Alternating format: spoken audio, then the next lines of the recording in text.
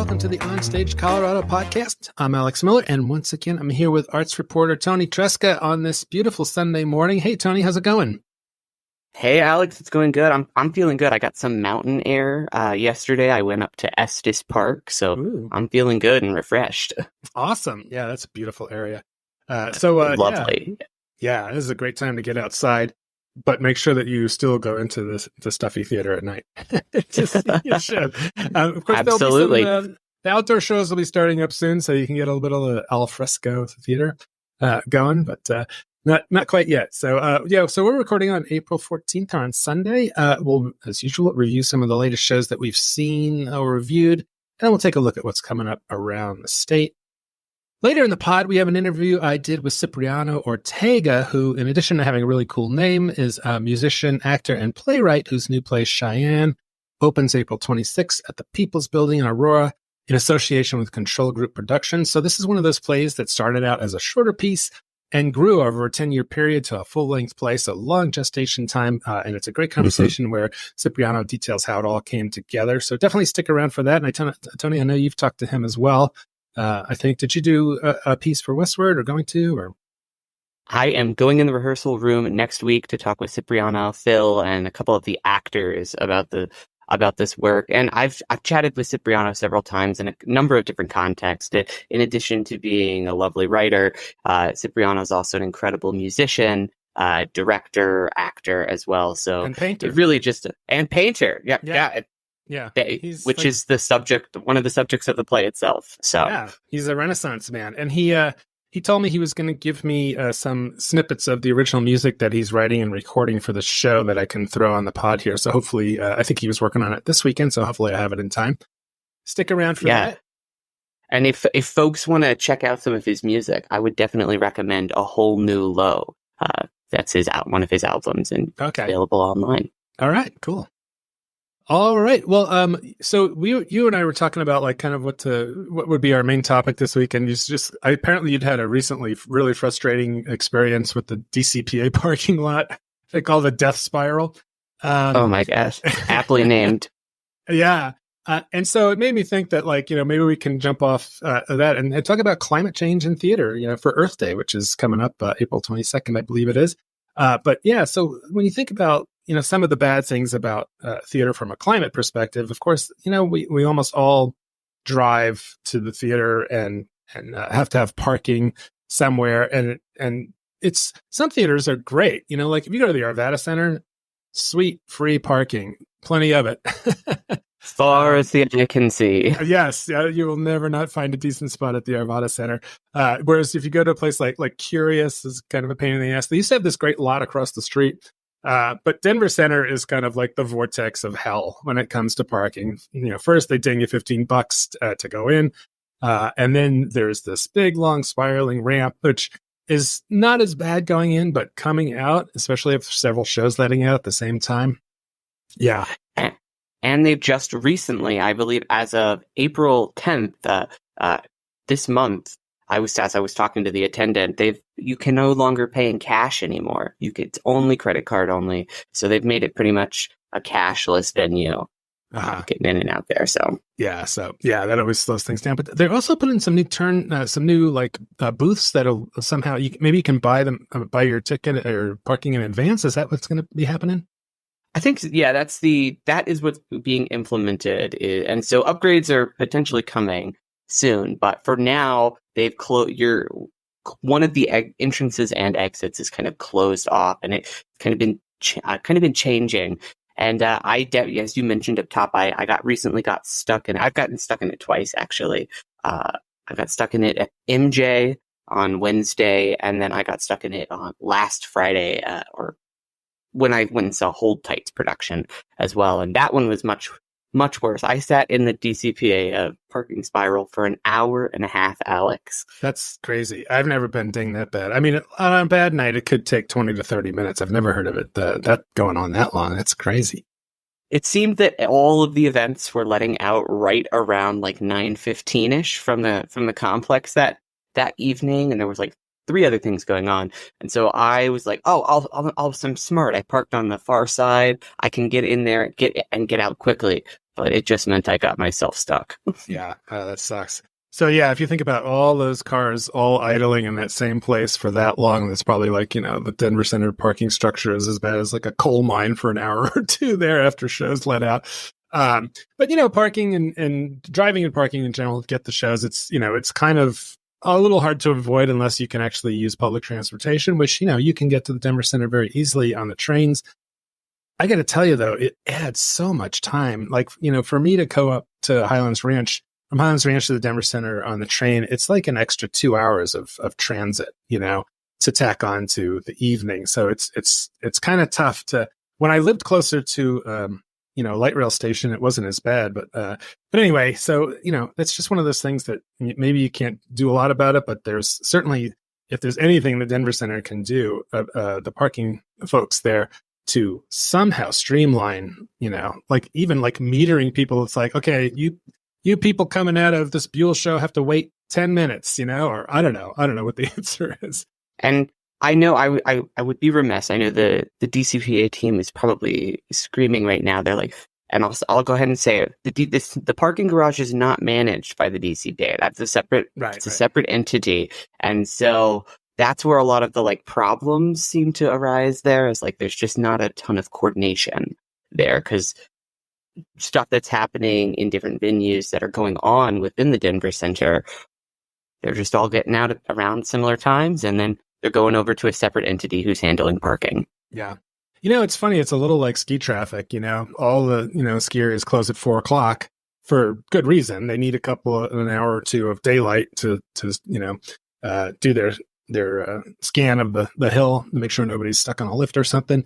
And just everybody comes out at the same time. And so anyway, but some of the other things about theater in terms of sustainability, there's things that I know a lot of theaters are doing this. They're trying to recycle things like pieces of sets, props, costumes, anything that could get tossed. There can be a lot of waste, especially with larger sets. Sometimes it's just, you got to tear the thing apart, and it's like, what am I going to do with this thing? Try and figure out. And then of course there's a lot of general stuff that's applicable anywhere, trying to avoid single-use plastic, backstage for the actors or whatever. It's like, get one of those nice, water dispenser things, with spring water in it and stuff. It's probably cheaper anyway. Little things like that. But so switching from some of the challenging things that are out there to some of the good that's happening. So there are some. So just on the creative side, there's a growing list of plays that address climate change in one way or another. And I was looking on so the Broadway licensing global site. Had a list of a couple of more recent ones. So After the Blast by Zoe Kazan, it's a post-apoc with a world's been devastated by an environmental disaster, and as a young couple trying to figure out whether they want to have a kid, and questions about the responsibility that our generation or my generation has to future generations. But that's a real thing. People wondering whether they should have kids in this crazy world. Because of that. I mean, it's certainly something that is crossing my mind. It's a very present conversation. I mean, yeah. What world are we creating, and do we want to bring somebody else into that? So, yeah. There's another show by Duncan Macmillan called Lungs that explores the complexities of climate change through the lens of a relationship, and also a couple trying to decide whether to have a child in a world that's changing. There's another one, a couple by Nick Payne, If There Is. I haven't found it yet, is the name of this play that examines a troubled teenager and her environmentalist uncle, who's passionate about saving the planet, but's trying to connect with his niece, and asks questions about how to inspire change. And then Andrew Bovell, When the Rain Stops Falling, is about the interconnectedness of things for generations, grappling with the consequences of their actions and the impact of climate change on their lives. So that sounds pretty cool. And I can't think that any of those have been produced in Colorado. Can you think of any climate changey themed plays that have been put on here anytime recently?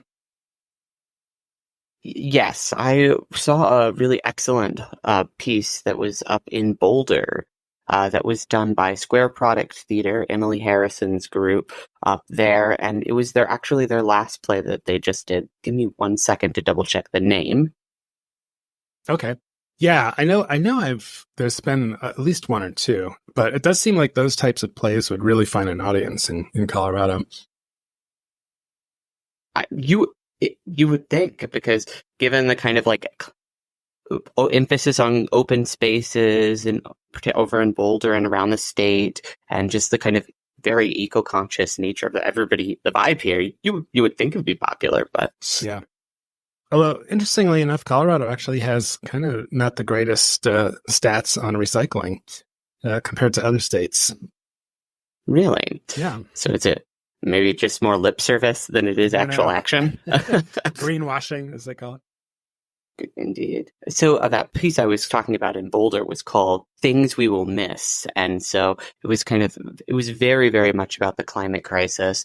And it was these kind of musings from people, obviously, about, yes, the things that they'll miss, but also the things that are kind of beautiful that they want to preserve. And I think the thing that stuck with me most from that piece was actually Emily Harrison delivers a monologue herself over kind of the God mic, where she's expressing fears about her as a teacher and seeing her students grow up in this world and kind of grappling with that. And what's she teaching them? Is it enough? How do you move forward? And so I was really moved by that piece. And it was a very limited run, happened, I think, last July 2023, but really, really striking.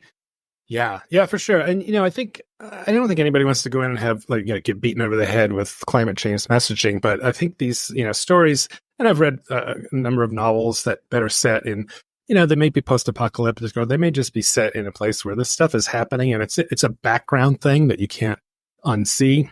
But it's not like, here's what we should do. Yeah, I think a good example of that was when you kind of brought up this subject, I thought this one popped to mind. It's called Mr. Burns, a post-electric play. And it's kind of this black comedy by Anna Washburn. And it's post-apocalyptic in nature, and kind of showing how after a big climate catastrophe kind of event, what humanity will attach onto and hold onto and preserve throughout as we kind of break down. And that thing that they preserve is actually an episode of The Simpsons called Cape Fear. And so it's just like, it's in 3 acts. It's really, really cool play where you just kind of see society kind of devolve and break down. And I think that would be another one that would really pop here in Colorado. Yeah. I think another really interesting topic is the divergent bit of information. We're starting to wind up with a country that has 2 different education systems where, kids in red states are learning that climate change is a hoax or something like that. And kids in blue states are learning something different and that kind of thing. So that seems like that would be that kind of a conflict between like a family or something that would be ripe for, some good play. So like a table room drama. Yeah. You Colorado playwrights, get on it. So the other thing, so moving on to kind of what theaters can do, I found a really interesting site. It was done in the UK. It was called the Theatre Green Book, and the website is just theater with RE greenbook.com. And so it was an initiative by a bunch of folks in theaters and organizations in the UK to promote sustainable theater. So the site is really interesting. So there's 3 volumes of these PDFs that you can download, and it sets standards for making productions sustainable. So making the building sustainable. So, if you were, for example, if you were recently think about the folks over at Miners Alley, if they were creating, I don't know what, if anything they did, but it seems like, if you're building something from the ground up, which doesn't happen often anymore, the damn thing should have solar panels on it, things like that. But also improving operations like catering in the front of the house, with some of those things about just every single thing is served in a plastic cup that's, and so you're seeing, you go to a concert at the Bluebird or something like that. And some of the, those venues are using these recyclable or reusable, kind of sturdy plastic cups that they get washed. I don't think they get recycled. And it really seems like, something that could be replicated in other places, maybe with different, I don't know. You're already drinking wine out of a thing with a freaking lid on it, so it's weird enough. So who cares what the vessel is, as long as it's not just going in the trash. Yeah. It definitely seems like a place and that would also be a place that it would be economically beneficial for theaters to do as well, because you don't have to buy as many one-time single-use plastic that then you just throw away, and you don't have to pay as much on waste and disposal. So So they had, so the Theater Green Book set out this path, and to achieve what they call baseline, a production team needs to make sure that at least 50% of all materials they use come from reused or recycled sources. Not easy to do, I'm sure. Make sure that 65% of them go on to future lives through storage or reuse. Avoiding harmful and unsustainable materials, running technical systems sustainably, reduce journeys and deliveries. And so they do online seminars. Actually, we just missed one. There was one on April 12th. But they have these free downloadable resources on how to create a more sustainable theater. So some of their suggestions were, really having a plan. So if you're just saying like, we need to be more sustainable is not going to do it. You've got to have like a champion, for a production to track, guide, and support the effort. You need a concept, a budget, evaluation after the fact. And, even the tech can get in, like the guy on the light board, reducing energy through what they call switch off routines. And then when the show's over, trying to reduce or reuse or recycle at least 65% of the materials after the show, as well as, it's like costumes, props, all that stuff. So lots of things that you can do that's, it's not necessarily going to change the world, but it can be part of your small part that we all should be trying to do. So there was another site I came across on a website called Theater Art Life, and they had an article with some more basics, like those recycling programs and cutting down on disposable cups and things like that. And they had a case study from Wicked, and I'm not sure if they're talking about the Broadway touring production. Probably, because these numbers are pretty big because it says Wicked saves approximately $5,000 a month, $60,000 a year by printing program stuffers in-house instead of ordering them in advance in bulk. So they have their own paper cutter, and they rent a high-speed copier every month to print in-house on recycled content paper. So it allows them to print based on only what they need. And, they can put last-minute cast changes in there, and then they don't wind up with all this overage, which, then they've got to get rid of. Yeah, that's it. I love that article that you linked to. It was really cool to see because I hear from theater owners all the time about how expensive theaters, when they have to purchase programs themselves, that can get really expensive to kind of either go through a print shop or go through a service online. It really can add up. And so I wonder how replicable. That is a word, right? Yeah, sure. I'm going to keep going. Yeah. It might be for other places, because it does seem like it would require kind of a significant investment, at least in it. But maybe on a smaller scale, you don't have to get them top of the line, I guess. Yeah. This is Wicked after all. You can start small.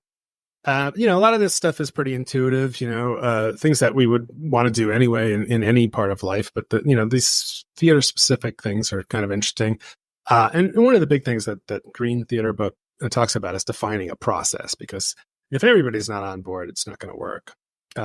But also the idea of making your stuff available for other theaters to buy or sell, own, rent stuff. There's a Facebook group called Theater Props, Costumes, and Sets for Loan or to Sell.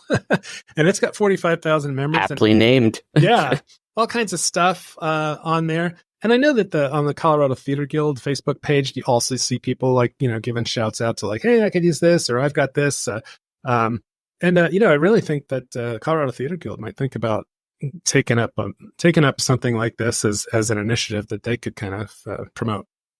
I know I've talked with Betty Hart about this before. This is something that they're kind of working towards, is kind of initiating some kind of sharing system. I think in theory, the goal would be to kind of create almost like a spreadsheet you could just click into based off of different categories. But I'm not sure exactly what the timeline was for that. But I think it is a really good, I think that was a really smart idea, because there's a lot of resources that are already here in Colorado, and if you can just figure out the transportation between venue, it's better. That's probably cheaper than making, and definitely less wasteful. Yeah.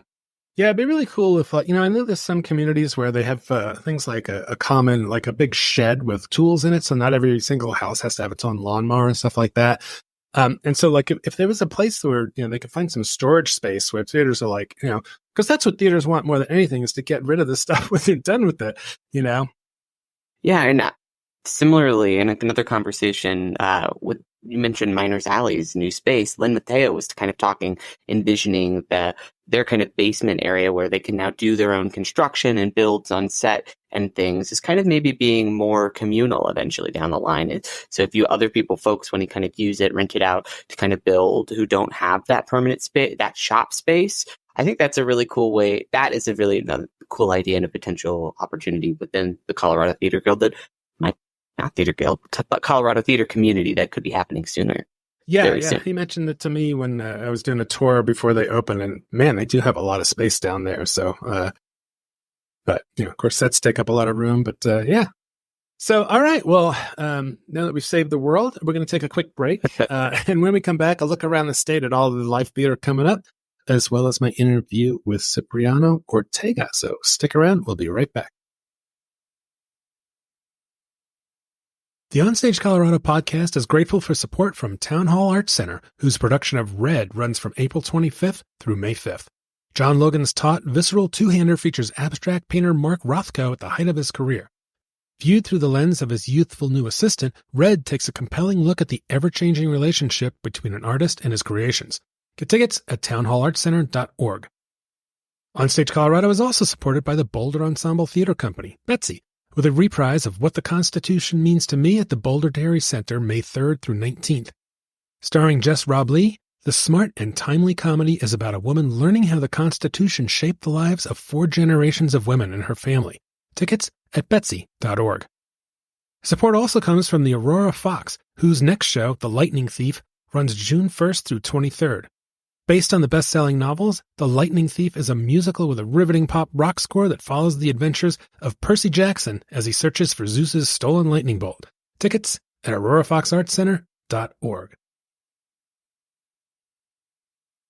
All right, welcome back to the OnStage Colorado Podcast. I'm Alex Miller.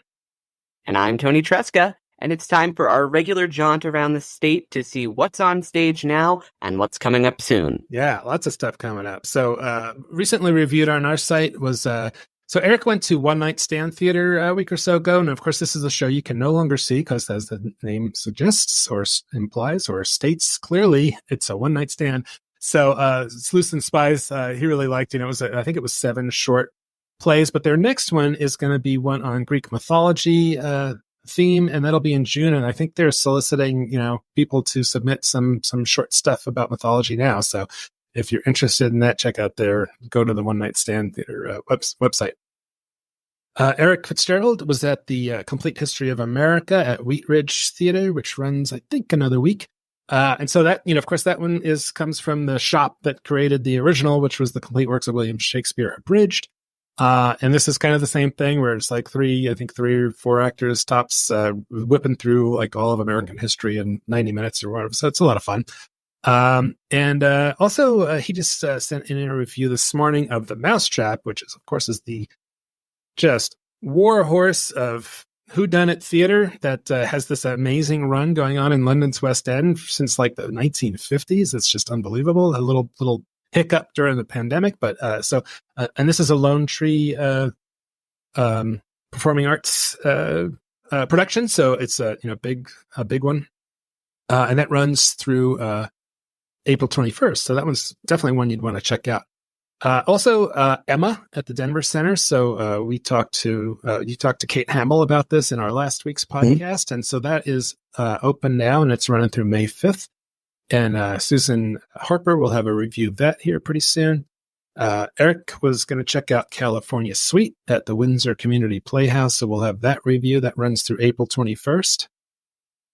And then down in Colorado Springs, Proof is up at the Springs Ensemble Theater Company. So that just opened a couple of days ago, and it runs through April 26th. And our Colorado Springs reviewer, Judith Sears, will be filing something on that. Another one night stand kind of thing. I was out at Meow Wolf last night for Don't Tell Comedy. This is one that we've talked about before. Yeah, so I was so curious to hear your thoughts on this one. What was it like? I know it's in their Perplexity of Space, kind of beautiful theater in there. Oh, yeah. Who are the comedians? What was the vibe? The Perplexiplex, it's called. Yeah, great venue. It's the first I've been in it before, but it's the first time I've ever seen like a show in there, and I think they're doing more and more in there. So, and honestly, I couldn't tell you the names of the comedians. I'd have to look it up.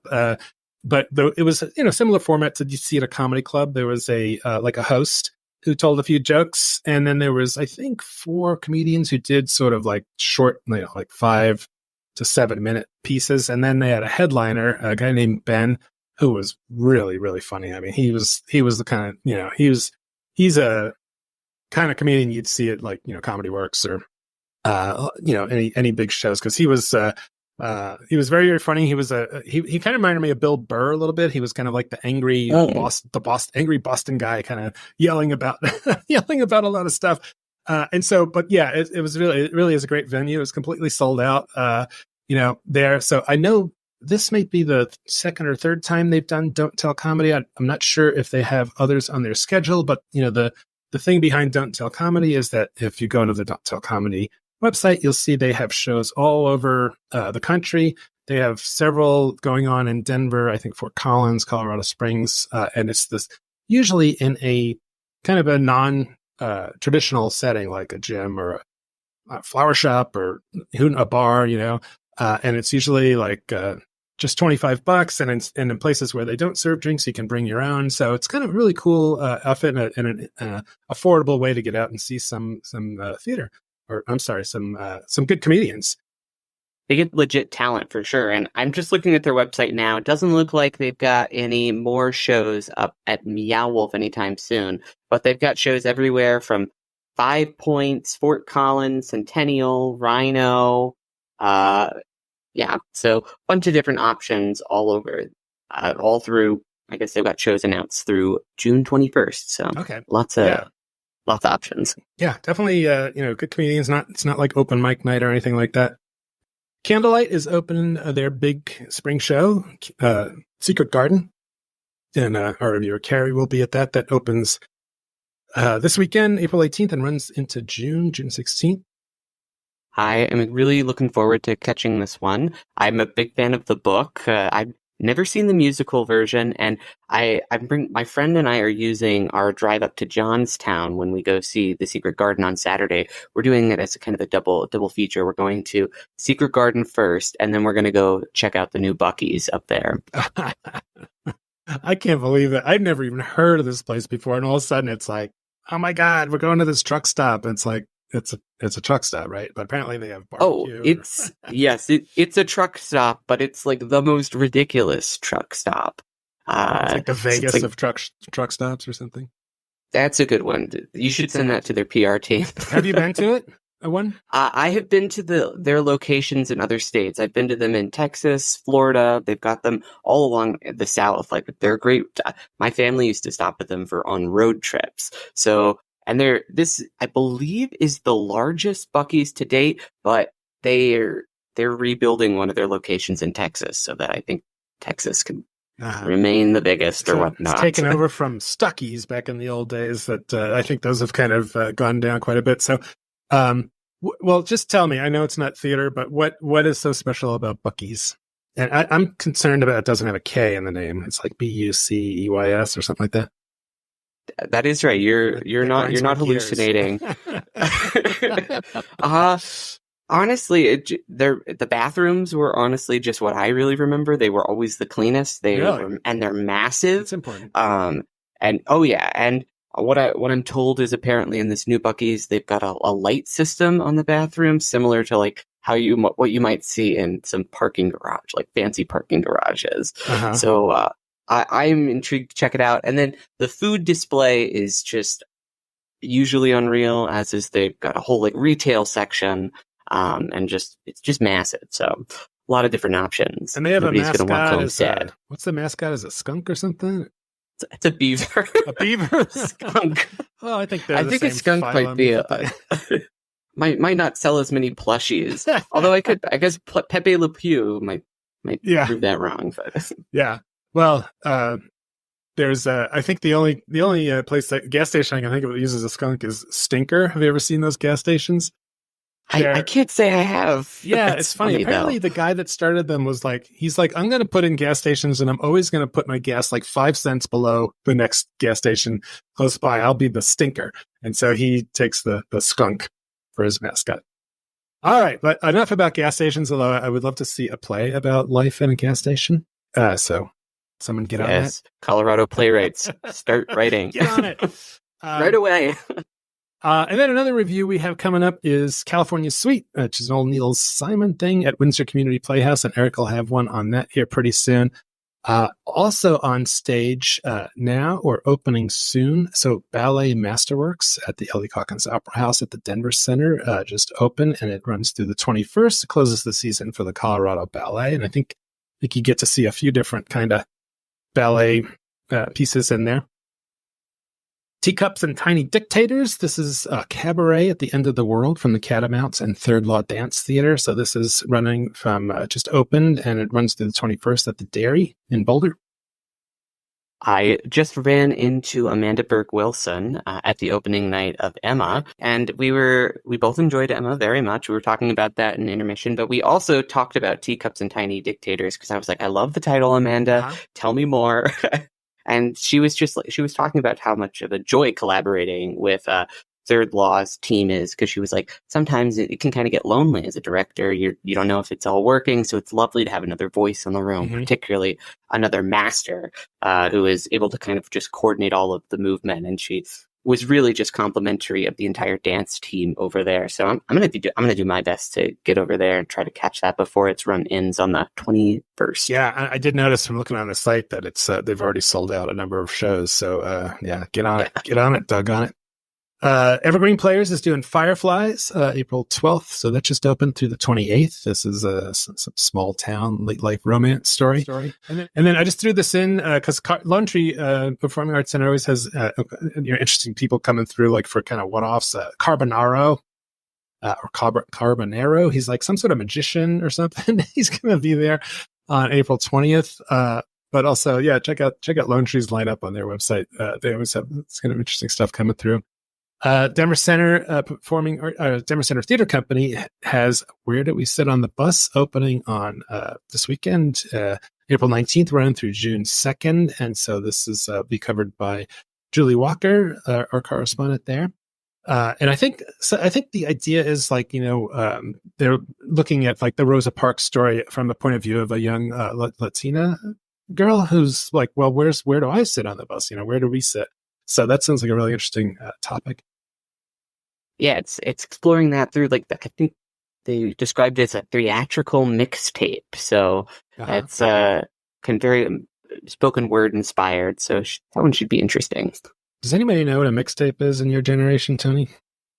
I know what the idea of a mixtape is. I have to say, I made a few mixtapes and mixed CDs in my day. It was like kind of like if you were wooing somebody and you wanted them to really know about your awesome musical taste, you would make them this mixtape with songs that might be somehow, I don't know, relevant. See, I guess my generation's version of that is just like making playlists for each other. Like I'll send Spotify playlists or things that I'll curate to people. Right. But I guess that's our version of a mixtape. I got to tell you, a mixtape back in the day was a lot harder to make. You had to, you might just have your vinyl and you would get your cassette player fired up and hit record and put them in there, and you'd think, and then like a lot of times you would like try and decorate the cassette, the liner with cool art or, names of the songs and stuff. So anyway, neither here nor there. Art is going to be at Roaming Gnome Theater. This is by Stages Practical Theatrical, and that is April 18th through 20th. So short run there. But if you missed art at, oh God, where the hell was it? It was at the Fox. Yes, Aurora Fox. You can check it at the Roaming Gnome in Aurora there. Rattlebrain, which does, they kind of come and go. They do Santa's Big Red Sack around the holidays. They've got these improv shows, but they've got a number of going on right now. So they've got one called Happyville. That'll be at the People's Building April 18th through 20th. And check their website for some of the other stuff they have going on. Down in Pueblo, Steel City Theater is doing Cinderella through April 21st. And then way out in the Western Slope, Mesa Experimental Theater at Colorado Mesa University is doing Three Sisters, April 18th through the 27th. And then we talked about this last time a little bit, but My Fair Lady is at Jester's Dinner Theater through June 29th, which is an unusual show for them, I thought.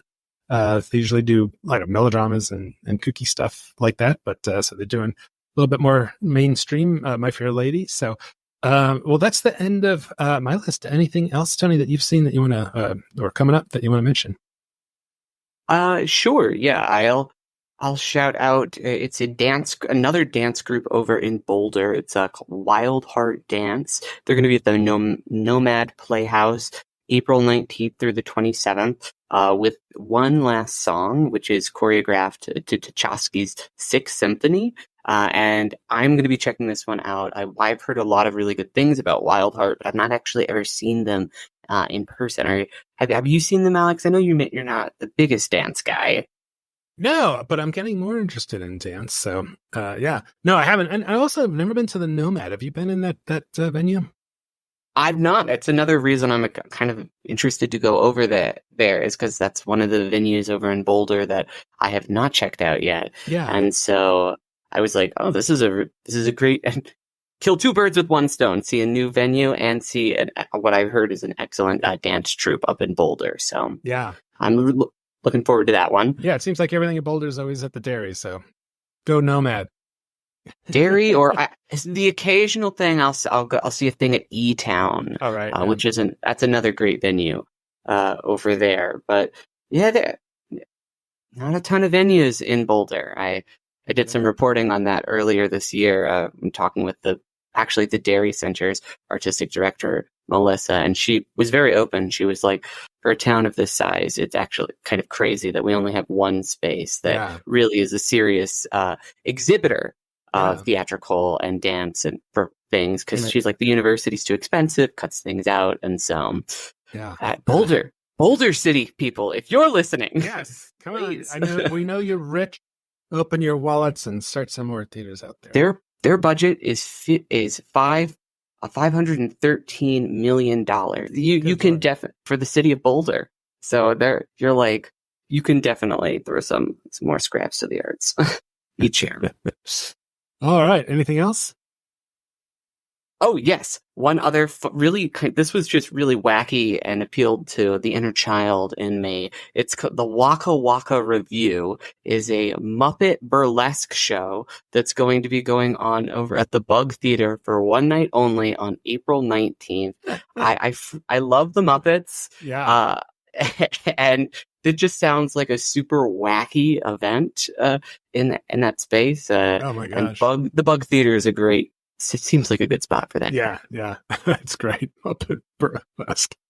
All right, well, lots of stuff going on all around, so check it out wherever you are. If you can go on to OnStageColorado.com, we have all of this stuff is on our calendar, so see it all there. So, okay, well, hold on, and we'll get to my interview with Cipriano Ortega to talk about his new show, Cheyanne. So hang on, we'll be right back.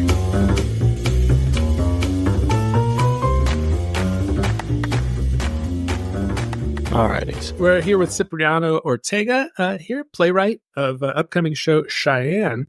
And he's joining us on the podcast to talk about his show, of course. So, before we get into talking a little bit about Cheyanne, I wanted to just ask you a little bit about your background.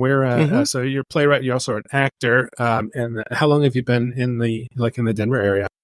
I've been here all my life. My folks are both from the north side here in Denver. Colorado. My mom went to North High School. My dad went to East High School, and they're both professional artists here in Denver and have shown their work around the world as well too. They're both visual artists. My mother is also a performing artist as well too. So I've always been around art my whole entire life, and got into acting at a pretty young age. Started actually back in kindergarten when my school used to do their annual musical play that they would write themselves and put on at this little small private school that I used to go to that was in my neighborhood. So yeah, I've always been involved in theater. Didn't really start doing it professionally till I was about 13, 14 years old. But yeah, I've always been in theater and really love the whole world that it creates as well too. So, And have you also directed? I've up until this play, I'm assistant directing this one, and I've also assistant directed Diego Flores' play Cuauhtemoc Scene that opened last year in October, and then opened again here at a remounting at the People's Building in January. So no, not directed, but I've assisted directed, so I'm pretty close to being the director. Also, a poet and a visual artist and a musician as well too, and always trying to find ways to combine all those mediums together. And again, that's why I love theater so much, is it involves a lot of those elements and sometimes all of those elements as well. This show will have the invitation the promotional image that I've been using is a painting that I painted last year. And then during intermission with this show, there'll be hopefully some original songs as well throughout the intermission in this show. So yeah, I'm a musician, poet, actor, and visual artist primarily. I also teach over at School of Mines, Colorado School of Mines in Golden. I also teach painting there as well too. So try to diversify as much as I can within the art world. Great. Yeah. Well, this is an audio podcast, but Cipriano has a couple of guitars and a bunch of art right behind him here. So definitely fitting it all in there. So let's talk a little bit about Cheyanne. The news release mentioned that it's been in development for about a decade. So where did the idea come from, and what's kind of taken? I wouldn't say why is it taking so long, because I know sometimes things just have to gestate for a while and things like that, or you work them and you rework them. And but talk a little bit about the sort of the arc of Cheyanne. Yeah, it started off as an assignment. I took a few classes at Metro, a couple theater classes, and the assignment was to make a one-act, 10-minute show, and it stemmed from that, and then it got reworked. I think it was, probably 2018 with Phil Luna and Iliana, actually, and Magally, who are all in the show as well, too, currently. And that was a different iteration. So yeah, it started off as just a classroom assignment and a challenge just to write a 10-minute one-act short little mini play.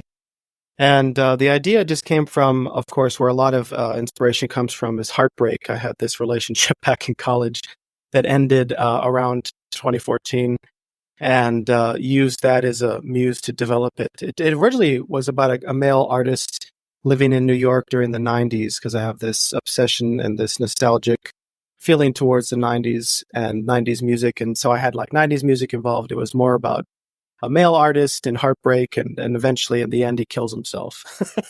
But yeah, so that was a little predictable in terms of the story arc and how it develops. And of course it came from a 20-something-year-old mind, but I'm glad it did, because it's transformed. I think this is at least maybe the 7th rewrite, and still having some rewrites throughout this rehearsal process with this particular version of it. But it's been great. It's been very challenging to create dialogue that's naturalistic, but also holds attention. And there's a lot of room in the dialogue and in the story for interpretation, both from the audience and also from the actors. I come from a very much minimalist approach to, you read the line on the paper and it reads one way, and then you say it when you're on your feet, and how you intend to say it. Like, for instance, if you just say, yes, I'm okay, you can say, yes, I'm okay in so many different ways. And there's a lot of hidden meanings behind a lot of the lines as well, too, and a lot of open to interpretation. So, yeah.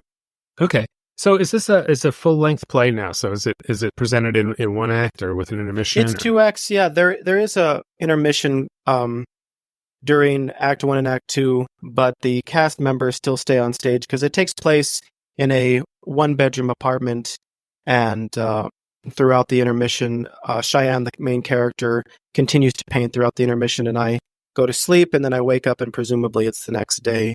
So technically 2-act, but it does feel like a 1-act. The runtime right now, it's looking like about an hour 15. I wanted to make a concise show that was a vignette of a certain stressful moment in these particular characters' situation. And that's how it feels at the moment. Oh, that's so yeah, it's interesting. Yeah. Mm-hmm. I can't think of another play I've seen where, intermission, the actor's still on stage. And so Iliana Lucero plays Cheyanne, and what a fantastic actor she is. So definitely, so you're playing against her as the husband? As the boyfriend. As the boyfriend, okay. Mm-hmm. Yeah, Iliana's been wonderful to work with, always bringing something new every day to each rehearsal, and it's very inspiring to work with both Iliana and Magally Luna and Angelo Mendez. I couldn't ask for a better cast. All seasoned, very professional actors, and it's just shown me so much of how to challenge myself and to step it up even further and to really look for motivation. And of course, the director, Phil Luna, is also an incredible actor, also a great director, always bringing more attention to detail with the script that I've written, and I'm seeing things that I didn't even see thanks to his perspective and all their perspectives. So it's been a wonderful journey that's continuing even tonight, because we have rehearsal again tonight. All right, and you're doing this in conjunction with Control Group Productions. Can you talk a little bit about how you approach them with the play, or they know about it, or what? Yeah, it's a little bit of a twisted, nuanced story, as most good stories are. This started off as an original concept with a fellow by the name of John Marcantoni, who created the Emerging BIPOC Initiative program and got some funding through bond fees and all those organizations, SCFD. And I was one of the recipients being selected for our 3 playwrights. So it was Diego Flores's would be the first play, my play, Cheyanne, would be second, and Denise, I forget her last name, would be the third play. And there were some challenges with creative direction, funding challenges, and things like that, and disagreements creatively. So we all went our separate ways, and I continued on with assistant directing Diego's show with Phil Luna, and then Control Group took on their show because of the fallout between John Marcantoni and Diego Flores, and myself with John as well, too. And then that's when Control Group took it on, and we continued on from that, and that's where it is to this day. So I'm really happy, grateful for the opportunities that were created, and very sad about some of the things that happened between all of our creative, powerful minds. But here we are still. So yeah, that's how Control Group got involved. And I'm really grateful for their input and their professionalism and their continued support with showcasing new shows and new works, especially from local talent as well. Right. And also, it's noted in the information that I got that there's definitely some conversation about artists of color. Mm-hmm. And so, where does that enter in the story between these two the boyfriend and girlfriend? Mm-hmm. Yeah, it's a theme that's pretty much throughout the whole show. The whole entire cast is people of color, all of us from Latin descent. And the show and the story itself is really trying to encompass the challenges behind being seen and being a person of color, particularly of Latin descent and indigenous descent, and how all these characters are dealing with how to navigate the art world. So, for instance, Cheyanne's father, Frank, is suffering from dementia, and he was a prolific muralist throughout his background, but then because he became a single parent and had to raise Cheyanne on his own, he chose to become a house painter, obviously because more income, consistent income, so his dream kind of died with having to just provide for his daughter, which is a sacrifice a lot of people make, I think, in the creative process and just having a family. And there's nothing wrong with that, but it's something that does happen. A lot of dreams change and shift with that. So there's that story arc. And then there's Lisa, who is played by Magally Luna, which is the art dealer for both Cheyanne and Rodrigo. And she is the agent. She's the art agent. And she's trying to navigate working with primarily a white demographic to sell this art to these people, prospective buyers, to purchase it, and really trying to figure out how to capitalize on identity and the political positions of that and whatever that means to a lot of people within the show. And so there's that as well. with that character. And then there's Cheyanne, who is an established artist within this fictionalized community and has been in the art world for a long time and has worked with Lisa, the art agent, for a good amount of time, but is now introduced to the concept of doing a collaboration with her boyfriend. And her boyfriend, Rodrigo, is an emerging rising artist within this community as well, too. And he's trying to find ways to both transcend his identity and manipulate the situation to his advantage to promote himself as a person of color artist. So yeah, you have all those 4 different characters trying to figure out how best to execute this. And there's a lot of drama and friction between all of them, especially with the characters between Rodrigo and Cheyanne and Frank. This relationship between all of them of having to take care of Frank as well as trying to create this collaboration together, and Lisa, the art agent, always coming in and trying to check on the progress and manipulate the artistic vision to essentially just sell it to make a profit. So yeah, that's a lot of what the show is about. So when you think about like the characters in this play, do they use that identity of being an artist of color as kind of a plus that's a feature, not a bug, as it can be in some other situations? And how do they I don't know if exploit's the right word, but leverage that, I guess you could say. Right. No, yeah. I mean, all those words you use to describe it are definitely the frustrations that I deal with as an artist and as a person of color, and all those labels like that. I'd say that Rodrigo is in the journey of trying to transcend that. And there's a monologue that he says throughout the show where he doesn't like his art to be limited by certain labels.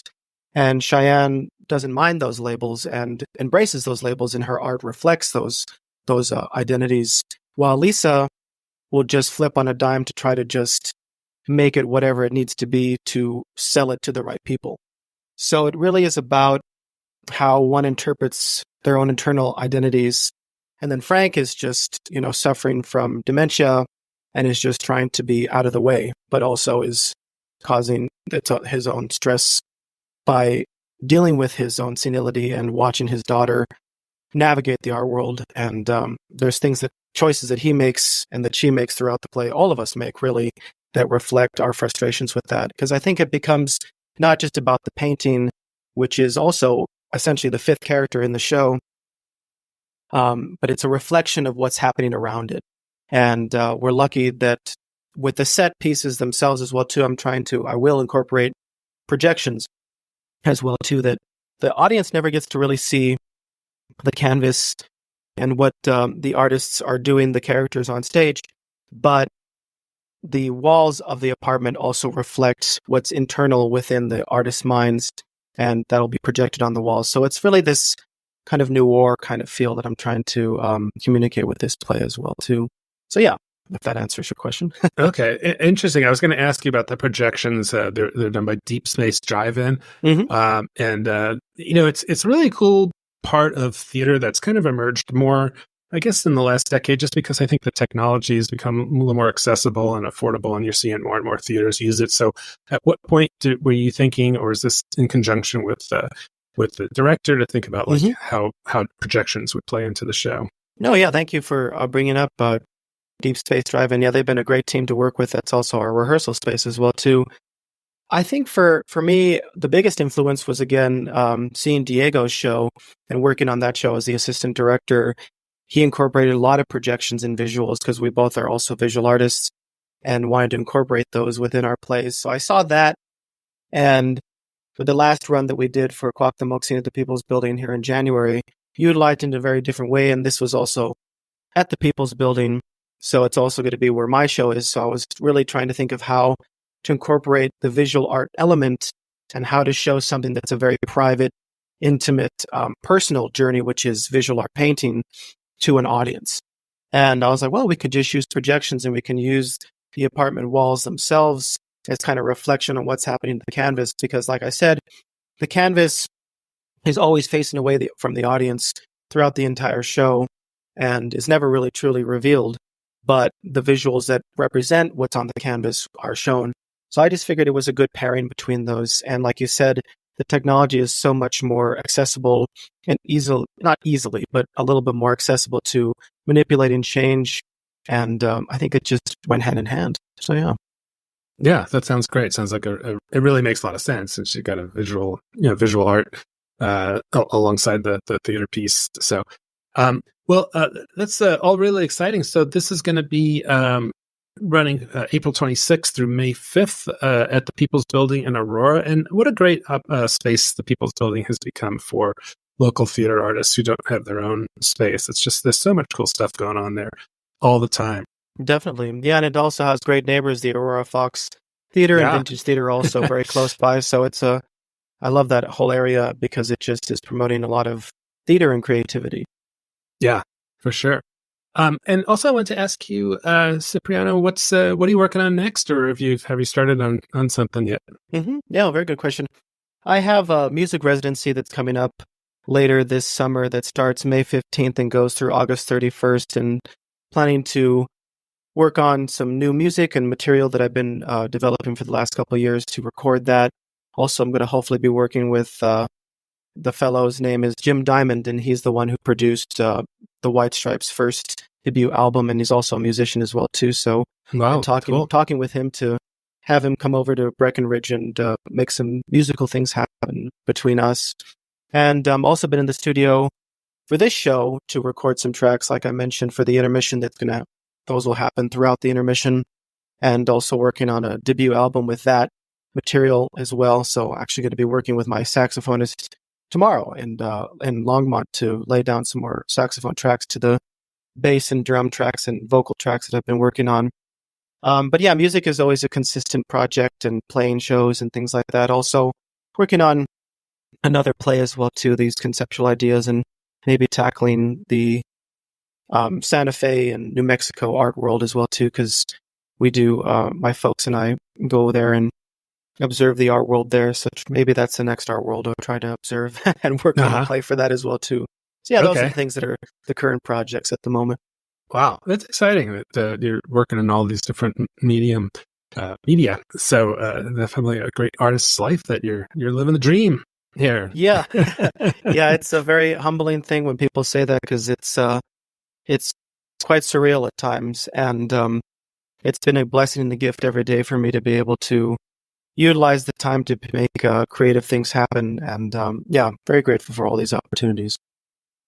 All right. Well, again, Cipriano Ortega's show Cheyanne opens April 26th at People's Building in Aurora and runs through May 5th.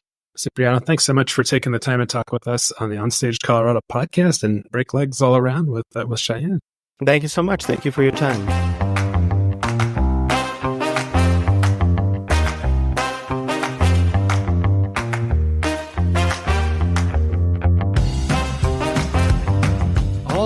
Well, that's it for this week's episode of the OnStage Colorado podcast. Thanks so much to Cipriano for taking the time to talk to us. It was a really interesting conversation about a multi-talented artist in different mediums.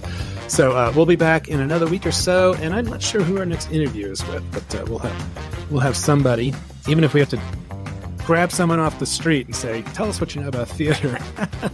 We'll do a man on the street interview. I'm going to go to the automotive section at Walmart and just start grilling people about their knowledge. Oh my gosh, I honestly would love to know what they think.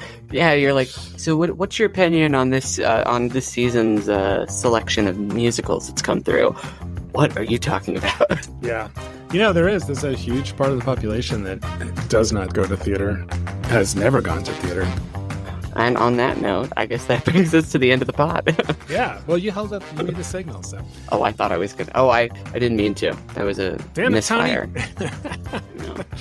All right, well, if you haven't already, please subscribe to the OnStage Colorado podcast, wherever you get your audio stuff. And also, if you're enjoying this podcast, let other theater lovers know about us, and be sure to check out all the reviews, news, other podcast episodes, and our full statewide theater calendar on the website at onstagecolorado.com. I'm Alex Miller. I'm Toni Tresca, and we'll see you at the show. All right.